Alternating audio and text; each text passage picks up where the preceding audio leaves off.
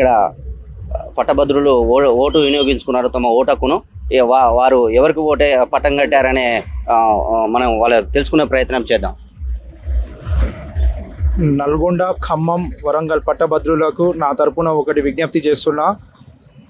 ప్రశ్నించే గొంతుకను గెలిపించుకుందాం. నేను కూడా ఓటు హక్కు వినియోగించుకోవడం జరిగింది. మీరు కూడా పట్టభద్రులారా బయటికి రండి, ఓటు వేయండి. ఎట్లయినా తెలంగాణ నుండి విముక్తి చేసిన తీన్మార్ మల్లన్నను గెలిపించే విధంగా మీరు కూడా కృషి చేయాలని శాసన మండలిలో ప్రశ్నించే గొంతుక ఉంటే నిరుద్యోగ సమస్యలు అయినా ఉద్యోగస్తుల సమస్యలైనా పోరాడడానికి మనం బలం చేకూరుతుంది.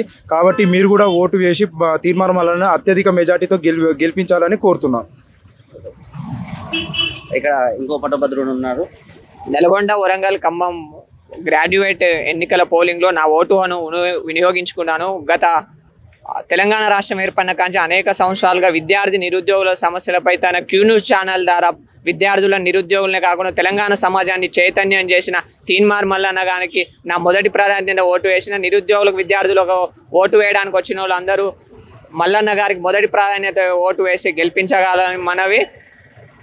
10 ఏళ్లుగా అనేక విద్యార్థి సంఘాలు విద్యార్థి ఉద్యమకారుల పట్ల గత ప్రభుత్వాల నిరంకుశ పాలన పట్ల అనేక మందిని నిర్బంధం నుంచి తన క్యూ న్యూస్ ఛానల్ ద్వారా విముక్తి చేసి తెలంగాణ ప్రజలను చైతన్యం చేసి ఎప్పటికప్పుడు ప్రతి సమస్యపై పోరాడిన తీన్మార్ మల్లన్నను శాసన మండలికి పంపిస్తే భవిష్యత్తులో తెలంగాణ ప్రజల పక్షాన, నిరుద్యోగుల పక్షాన, విద్యార్థుల పక్షాన మండలిలో తన వాయిస్ని వినిపిస్తాడు. కాబట్టి మొదటి ప్రాధాన్యత వచ్చి తీన్మార్ మల్లన్న గారిని గెలిపించగలరని మనవి చేస్తున్నాను. రైట్, ఇక్కడైతే మనం చూస్తూ ఉన్నాం. మొత్తం పట్టభద్రులంతా తమ ఓటకును వినియోగించుకుంటా ఉన్నారు. ఇక తీన్మార్ మల్లన్న గారికి భారీ మెజారిటీతో గెలవబోతున్నారని చెప్పి వాళ్ళు చెప్తా ఉన్నారు. మనం పట్టభద్ర ఓటర్ దగ్గర ఉన్నాం. ఎవరికి ఓటు అయిపోతా ఉన్నాం? మేము తీన్మార్ మల్లన్న చేస్తున్నాం సార్. తనకి ఎందుకు వేయాలనుకుంటాం సార్? ప్రభుత్వం లేనప్పుడే, కాంగ్రెస్ ప్రభుత్వం రానప్పుడే టీఆర్ఎస్ ప్రభుత్వం ఎన్నో అరాజకాలకు పాల్పడ్డది. అది మీ అందరికీ తెలిసిన విషయమే. కానీ ఎవరు ప్రశ్నించారు సార్? తీన్మార్ మల్లన్న గారు మాత్రమే తన గొంతుతో ప్రతి ఒక్క అంశాన్ని చిన్న నుంచి పెద్దది ఏదైనా తీన్మార్ మల్లన్న గారే ప్రశ్నించారు. అలాంటి వ్యక్తి చట్టసభలోకి వెళ్తే ప్రతి ఒక్క పట్టభద్రునికి న్యాయం జరుగుతుందని మేము కోరుకుంటున్నాం సార్. మొదటి ప్రాధాన్యత ఓటుతోనే గెలవబోతా ఉన్నారా? మొదటి ప్రాధాన్యత ఓటుతోటే పక్కా తీన్మార్ మల్లన్న గారు భారీ మెజార్టీతో గెలవబోతున్నారు. పోయినసారే ఇండిపెండెంట్గానే తాను ఎంత ముందుకు వచ్చినో మీరు చూసిరు. ఎన్నో 100 కోట్లు ఖర్చు పెట్టి పల్లారాజేశ్వరరెడ్డి గెలవడం జరిగింది. ఈసారి కాంగ్రెస్ పార్టీ ఉంది, ప్రభుత్వం ఉంది. తీన్మార్ మల్లన్న ఒక శక్తివంతుడు. తప్పకుండా తీన్మార్ మల్లన్న గారు మొదటి ప్రాధాన్యత ఓటుతోటి గెలవబోతున్నారు. భారతదేశ చరిత్రలో తన సొంత ఆస్తిని పూర్తిగా ప్రభుత్వానికి రాసి తాను ఎమ్మెల్సీ ఎలక్షన్లో పోటీ చేస్తున్నానని చెప్పిన ఏ నాయకుడు ఇప్పటిదాకా లేడు. ఓన్లీ ఒక్క తీన్మార్ మల్లన్న గారు మాత్రమే. మీరు ఒక్కసారి ఆలోచించండి. ఒక నార్మల్ నాయకుడు ఉండే ఇన్ని పనులు చేసిన తీన్మార్ మల్లన్న గారు రేపు చట్టసభల్లోకి వెళ్తే ఎంతమందికి న్యాయం జరగబోతుందో మీకే తెలుస్తుంది. ఎందుకంటే తీన్మార్ మల్లన్న అనే వ్యక్తి ఒక శక్తి. ఎప్పుడైనా ప్రశ్నించడం కోసమే ఆయన పుట్టిండు తీన్మార్ మల్లన్న వ్యక్తి. కాబట్టి ఈసారి ఎట్టి పరిస్థితుల్లో తీన్మార్ మల్లన్న గారిని మేము చట్టసభలకు పంపిస్తున్నాం. మొదటి ప్రాధాన్యత ఓటుతో ఆయన గెలవబోతున్నారు.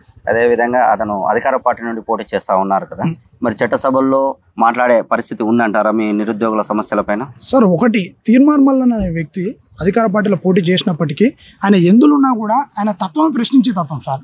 తను పోరాటమే తన గొంతుక. ప్రభుత్వం అయినా ప్రతిపక్షంలో ఉన్న ఆయన ఎందులున్నా ఆయనకు ఉన్న ముఖ్యమైనది ఏంది? ప్రశ్నించే గొంతుక అనేది వచ్చింది ఆయనకి. దేనికి వచ్చింది? పార్టీలన్నీ పక్కకు పెట్టిన ఆయన ప్రశ్నించే గొంతుక తప్పకుండా గెలుస్తాడు. ఆయన ముఖ్యమంత్రికి కూడా బాగా సన్నిహితుడు. ప్లస్ ఆయనకి ప్రతి ఒక్క పట్టభద్రుని యొక్క బాధలు కష్టాలు అన్నీ తెలుసు. ఆయన మాకు న్యాయం చేస్తాడని మేము కోరుకుంటున్నాం. నిరుద్యోగులంతా తీన్మార్ మల్లన్నకి ఓటు వేసి గెలిపిద్దామని అనుకుంటున్నాం. తీన్మార్ మల్లన్న అధిక మెజారిటీతోటి గెలిచి చట్టసభల్లోకి వెళ్ళుడు ఖాయం. ఇది రాసి పెట్టుకోండి. మా నిరుద్యోగులకి ఎలాంటి ఆపద ఉన్నా, ఎలాంటి ప్రాబ్లాలు ఉన్నా మా ప్రశ్నించే గొంతుక తీన్మార్ మల్లన్న గారు. అలాంటి వ్యక్తిని చట్టసభల్లోకి తీసుకుపోకుంటే మా నిరుద్యోగులకి ఉన్నదే లేదు. పల్లారాజేశ్వరరెడ్డి గారు ఇంత ముందుకి ఎమ్మెల్సీగా ఉండి మధ్యలో వదిలేసి నిరుద్యోగుల్ని ముంచిన వ్యక్తి. అలాంటి వేరే పార్టీలని మోసపూరిత వాళ్ళని నమ్మడం మాకు ఇక నమ్మలేము. మనం తీన్మార్ మల్లన్నని పోయినసారే కొంచెం ఓట్లతోటి దొంగ ఓట్లు వేసి అతని ఓడగొట్టారు. ఇప్పుడు అన్నని భారీ మెజారిటీతోటి గెలిపించుకోబోతున్నాం. పట్టభద్రులు అందరికీ మంచిగా అర్థమయ్యింది. ఇలాంటి వ్యక్తిని మేము గెలిపించుకోకుంటే నిరుద్యోగులకి పేరే ఉండదుగా. మొదటి ప్రాధాన్యత ఓట్లనని తీన్మార్ మల్లన్న భారీ మెజార్టీ అంటే మన నల్గొండ, ఖమ్మం, వరంగల్లో ఇంత ముందుకు రాని మెజార్టీతోటి 1,00,000 మెజార్టీకి ఎక్కువనే కానీ తక్కువ కాకుండా తీన్మార్ మల్లన్న గారు గెలవబోతున్నారు.